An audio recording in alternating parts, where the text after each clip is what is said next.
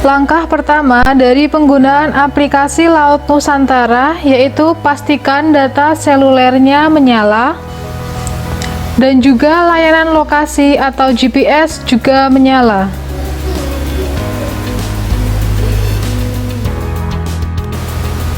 Langkah selanjutnya yaitu download aplikasi Laut Nusantara melalui Google Play Store.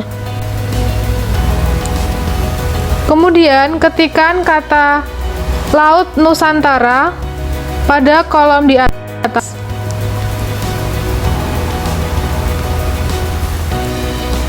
Tunggu beberapa saat, kemudian klik install pada pojok kanan atas yang berwarna hijau. Tunggu beberapa saat hingga proses download selesai.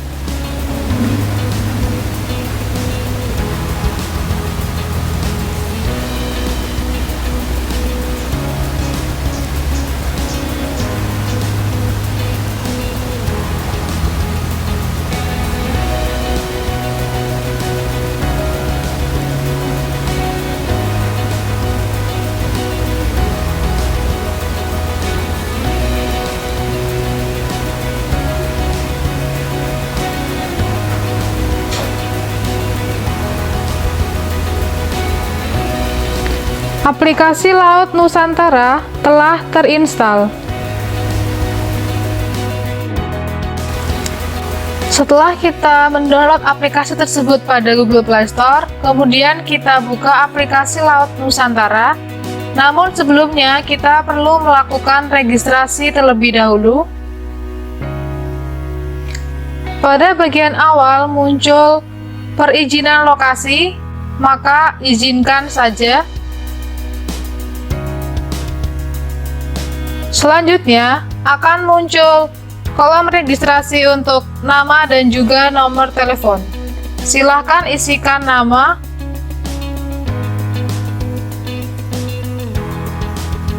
dan juga nomor telepon pada kolom yang tersedia.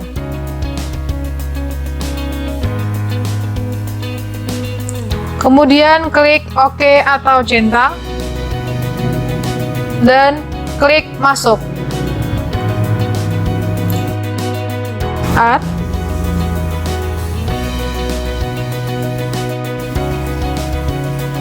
Kemudian akan muncul tampilan seperti ini pada kolom beranda. Baik Bapak Ibu sekalian, di sini merupakan kolom beranda dari aplikasi Laut Nusantara. Bisa dilihat pada bagian kiri atas tertera nama dan juga nomor telepon yang sudah kita isikan pada awal tadi. Di bawahnya ada logo GPS atau bernomor 23, itu merupakan lokasi kita pada saat ini atau lokasi Bapak Ibu sekalian. Nah, di bawahnya ada 3 perairan yang tertera pada kolom beranda, yaitu pesisir, perairan khusus, dan juga laut lepas. Pada pesisir itu tertera 50 titik, pada perairan khusus terdapat 331 titik, dan pada laut lepas tertera 165 titik. Titik tersebut merupakan titik berdasarkan lokasi Bapak Ibu sekalian atau lokasi saya pada saat ini. Di bagian kanan atas itu terdapat 2 fitur, yaitu yang pertama ada SOS, bisa kita klik.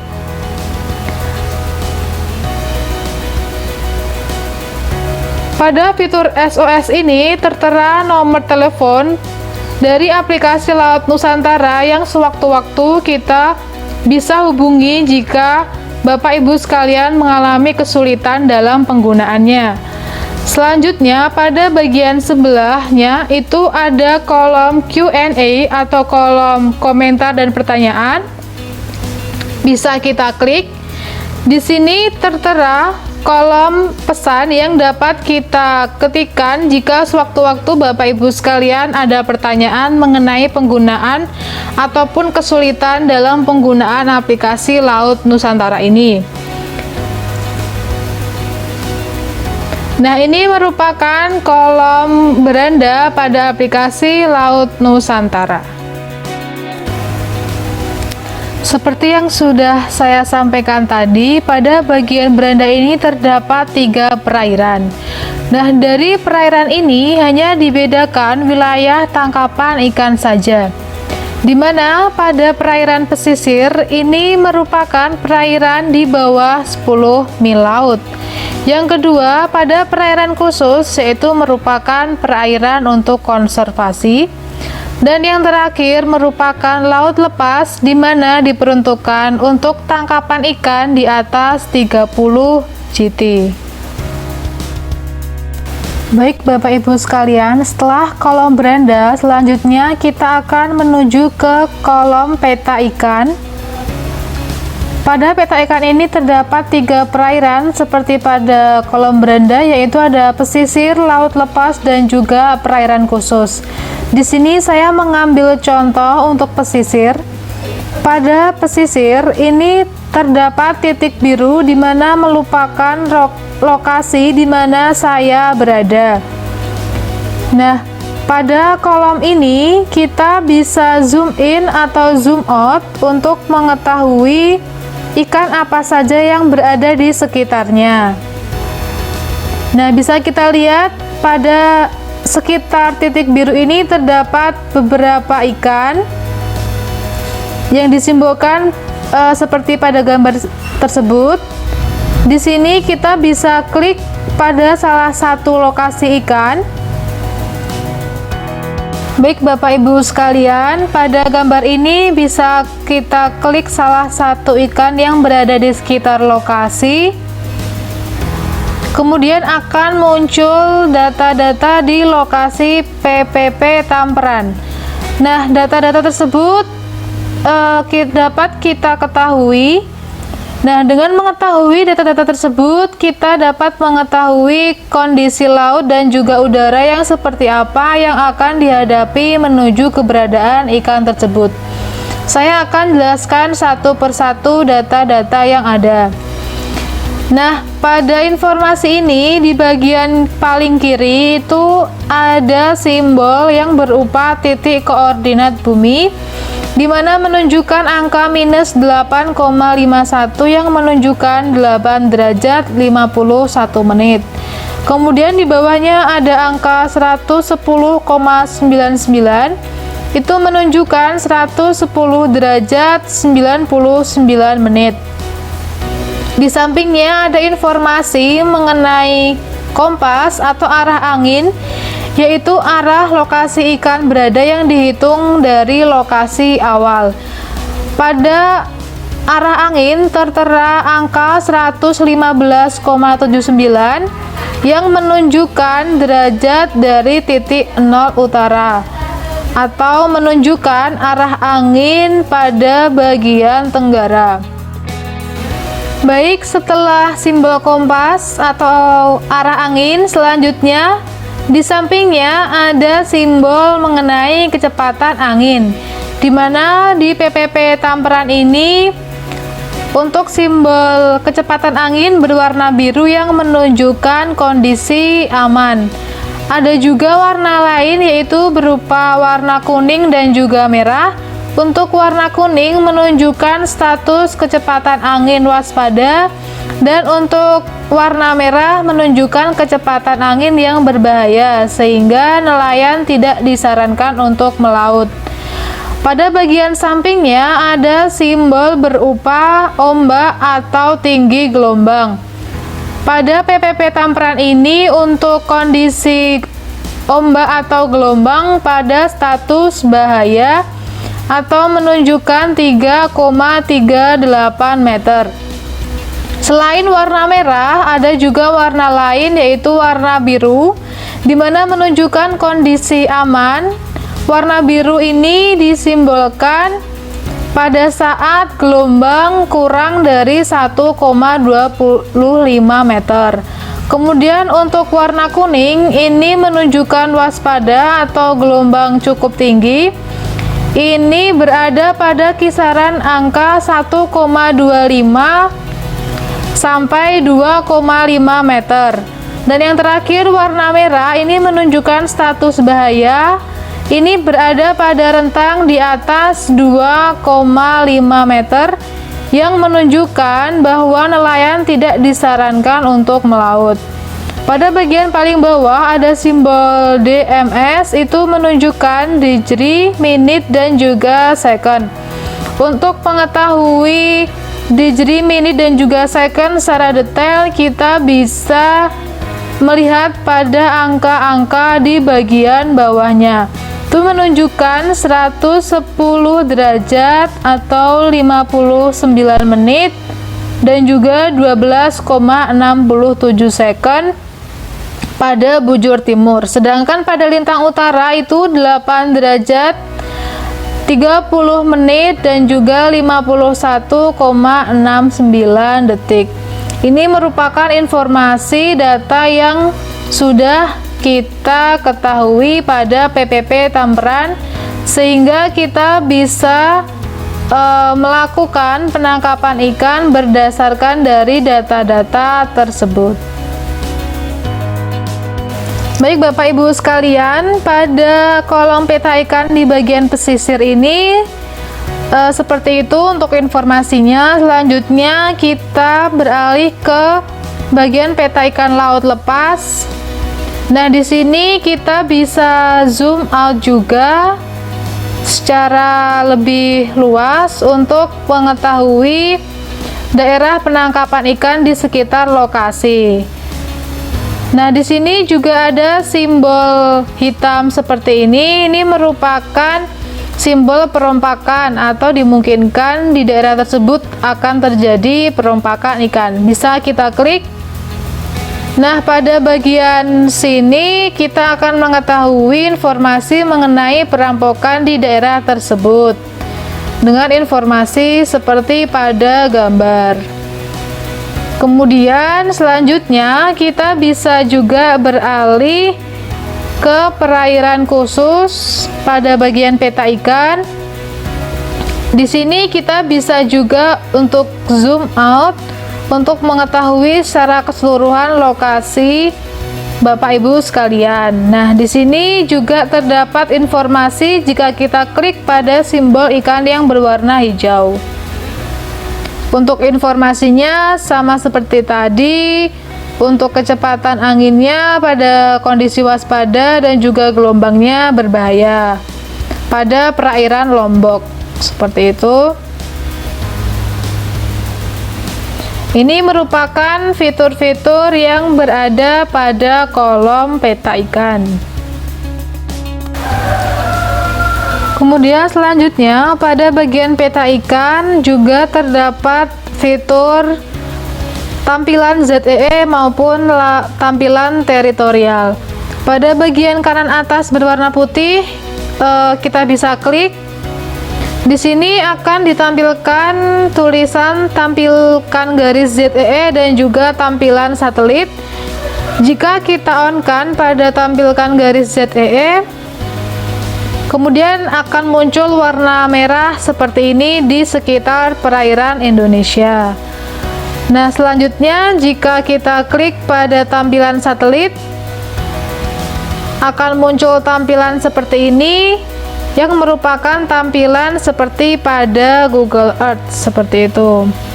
Untuk mengembalikan tampilan pada tampilan awal, kita bisa off-kan saja, kemudian akan kembali seperti pada tampilan awal. Baik Bapak Ibu sekalian, fitur lainnya pada bagian kolom peta ikan yaitu kita bisa menentukan jarak tempuh dan juga estimasi bahan bakar yang akan kita gunakan pada penangkapan ikan. Fitur tersebut yaitu berupa bagian simbol biru pada bagian bawah.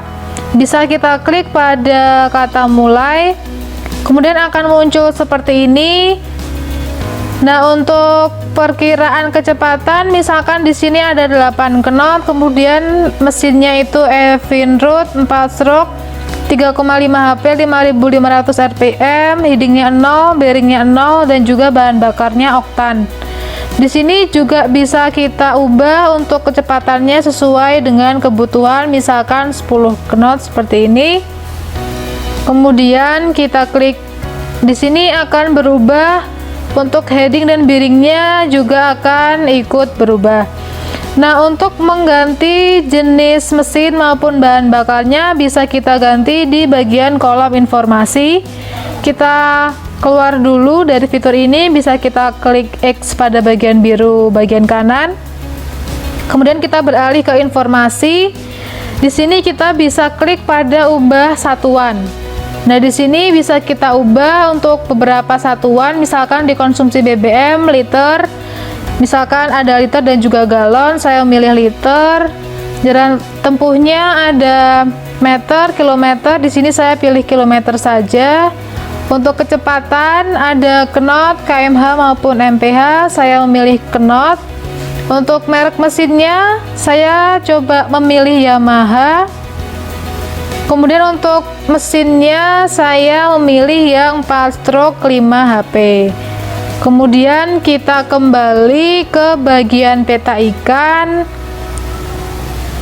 Nah, di sini sudah berubah untuk informasi sesuai dengan yang sudah kita ubah pada bagian sebelumnya. Baik, selanjutnya untuk fitur mulai ini kita juga bisa mengetahui berapa waktu yang dibutuhkan pada jalur penangkapan yang akan kita buat. Misalkan di sini saya akan membuat jalur penangkapan ikan dari titik biru ini. Kita klik mulai dulu, kemudian kita klik di bagian mana kita akan memulai, misalkan di sebelah sini. Kemudian saya akan menuju ke bagian selatan, di bagian I yang berada ikan di simbol atau gambar biru. Nah, di sini ada dua simbol lokasi. Di sini kita akan mengetahui informasi jarak tempuh yang akan kita lalui. Di bagian paling atas itu ada informasi mengenai jarak tempuhnya, di mana saya akan menempuh 897,49 km selama 3 hari 17 jam 44 menit 56 detik, dan bahan bakar yang akan saya habiskan itu 161,55 liter. Itu dengan kecepatan 10 knot yang sudah saya input pada informasi sebelumnya. Baik, selanjutnya kita akan menuju ke kolom informasi. Pada kolom informasi ini ada berbagai fitur, yaitu berupa hitung BBM, tangkapan ikan, harga jual, ubah satuan, dan juga fact atau frekuensi question atau pertanyaan yang sering ditanyakan. Nah, saya mulai dari hitung BBM terlebih dahulu. Kita bisa klik pada hitung BBM, kemudian di sini kita akan disuruh mengisi beberapa informasi. Saya di sini misalkan menggunakan merek Yamaha, mesinnya 4 stroke 5 HP, dan untuk kecepatannya saya isikan misalkan 8 knot. Jarak tempuhnya misalkan saya isikan 25 km saja. Kemudian diklik centang dan juga diklik hitung. Nah, kemudian akan muncul informasi seperti ini, di mana terdapat informasi konsumsi BBM yang akan saya gunakan, yaitu 1,8 liter per jamnya, rotasi atau menitnya 5000 rpm, bahan bakarnya oktan 87, kecepatannya 8 knot seperti yang sudah saya input sebelumnya, jarak tempuhnya 25 km, dan waktu tempuhnya itu 3 jam 7 menit 30 detik, dan juga konsumsi BBM yang akan saya gunakan diperkirakan sekitar 4,50 liter.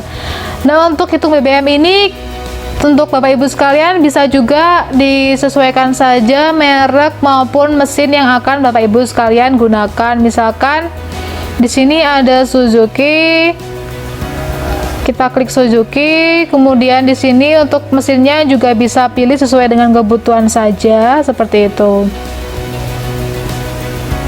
Kemudian bisa diubah sesuai untuk kecepatannya, sesuai kebutuhan saja, seperti itu. Nah, untuk klik hitung nanti bisa berubah sesuai dengan kebutuhan Bapak Ibu sekalian yang sudah dimasukkan pada kolom tersebut. Untuk selanjutnya yaitu ada fitur tangkapan ikan. Selanjutnya, pada bagian kolom informasi di fitur tangkapan ikan bisa kita klik saja. Nah, di sini untuk tangkapan saya itu saya belum masukkan informasi apa-apa. Kemudian di sini saya akan mencoba untuk memasukkan data tangkapan saya. Bisa kita klik tambah saja bagian bawah. Nah, kemudian di sini yang pertama kita pilih pelabuhan dari hasil tangkapan ikan. Misalkan di sini saya masukkan pelabuhan PP Merauke. Kemudian di sini bisa juga milih nama ikan yang akan dicari dari nasional, daerah, Latin maupun yang lainnya. Di sini saya milih nasional saja. Kemudian bisa kita isikan nama ikannya. Saya isikan misalkan tongkol. Nah, di sini misalkan tongkol abu-abu. Kemudian kita isikan untuk berat ikannya misalkan 10 kilo. Nah, untuk harganya saya misalkan 10.000 seperti itu. Untuk misalkan saja. Kemudian untuk beratnya juga bisa kita ubah dari kilogram, ton maupun kintal. Saya memilih kilogram saja. Kemudian kita bisa klik centang dan juga klik simpan pada bagian yang berwarna kuning bawah. Nah, di sini di bagian tangkapan saya ini sudah muncul data mengenai hasil tangkapan yang sudah saya peroleh seperti ini. Untuk selanjutnya, jika Bapak Ibu sekalian dapat hasil tangkapan, bisa juga tambahkan lagi dengan langkah yang sama seperti tadi, klik tambah-tambah saja dan seterusnya seperti itu. Untuk selanjutnya, pada kolom informasi terdapat juga fitur harga jual. Di sini bisa kita klik saja. Nah, bisa kita tunggu berapa saat. Kemudian pada tanggal 11 Juli bisa kita pilih untuk nama pelabuhannya. Misalkan di sini saya pilih Sibolga. Nah, untuk Sibolga di PP ini, di PP Sibolga, kemudian di sini akan muncul beberapa informasi mengenai harga-harga ikan. Misalkan di sini untuk ikan kakap itu harga berdagangnya 62.000, jumlahnya 250 kilo dan jumlah produsennya ada 2. Seperti ini kita ada informasi-informasi yang lain. Namun untuk di tangkapan nelayan ini belum semua pelabuhan dapat terinput pada aplikasi ini. Mungkin selanjutnya bisa nanti ada upgrade lagi dari Laut Nusantara seperti itu. Kemudian di sini kita bisa kembali pada kolom informasi. Untuk fitur selanjutnya yaitu ada ubah satuan.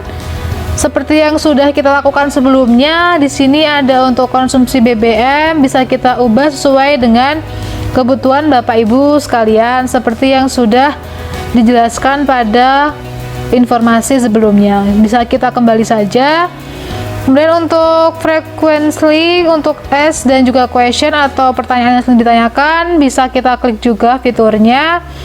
Nah, di sini ada beberapa pertanyaan yang sering muncul. Apakah aplikasi Laut Nusantara itu? Bisa kita klik saja untuk informasinya. Tujuan aplikasi Laut Nusantara dibuat, kemudian ada manfaat. Ada juga perbedaan aplikasi Laut Nusantara dengan aplikasi lain dan juga informasi apa saja yang tersedia. Ini merupakan pertanyaan yang sering ditanyakan pada aplikasi Laut Nusantara ini, seperti itu. Ya, ini merupakan 5 fitur yang ada di kolom informasi pada aplikasi Laut Nusantara. Baik Bapak Ibu sekalian, itu tadi merupakan informasi mengenai beberapa fitur-fitur yang ada di aplikasi Laut Nusantara, mulai dari beranda, peta ikan, untuk daerah penangkapan ikan di pesisir, laut lepas maupun di perairan khusus, dan juga beberapa informasi di aplikasi Laut Nusantara. Untuk penggunaannya ini dapat juga bermanfaat untuk nelayan untuk meningkatkan produktivitas mereka sehingga bisa tahu kondisi pada saat akan melaut dan juga meningkatkan hasil tangkapan yang diperoleh. Setelah kita menggunakan aplikasi ini, kita bisa klik keluar untuk keluar pada aplikasi Laut Nusantara. Kita klik saja untuk keluar. Kemudian akan muncul tampilan seperti ini. Kita bisa kembali pada bagian awal.